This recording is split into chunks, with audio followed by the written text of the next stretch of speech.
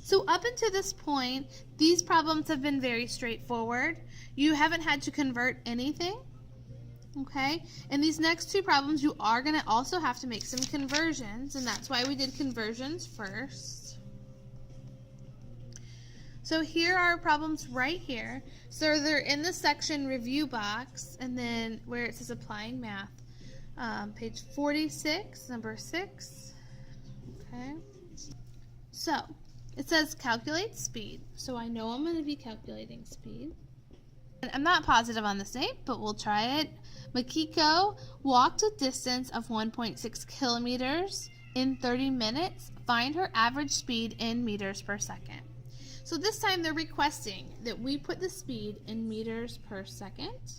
Okay, and they tell us she walked a distance of 1.6 kilometers. And she did that in 30 minutes.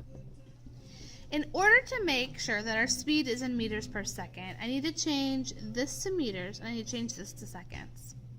So you should be able to do this fairly easily at this point.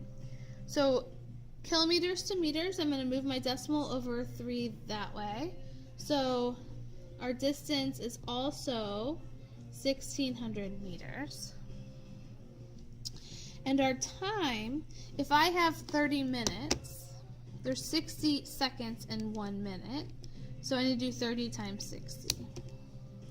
So our time is 1,800 seconds. I do expect you to be able to do this on the quiz, okay?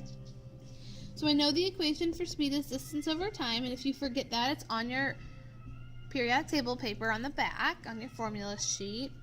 Distance, make sure you plug in the correct ones.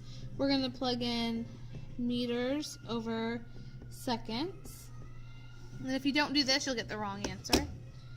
So we have 1,600 divided by 1,800. So again, feel free to round 0.89 meters per second. If you rounded to 0.9, that would be okay. Okay, our next one, this is the last one. This is the hardest one. You do have some conversions in there.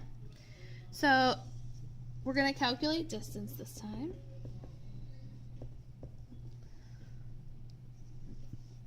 It says a car travels at a constant speed of 30 meters per second for 0.8 hours.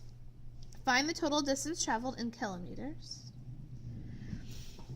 If we want to find a distance in kilometers, we need to put our speed in kilometers. To go from meters to kilometers, we're going to move the decimal 3 times that way.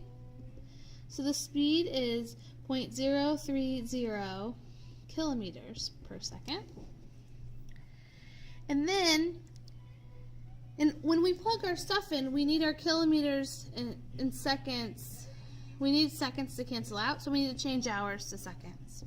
So time, if it's 0.8 of an hour, if I multiply by 60, that gives me 48 minutes.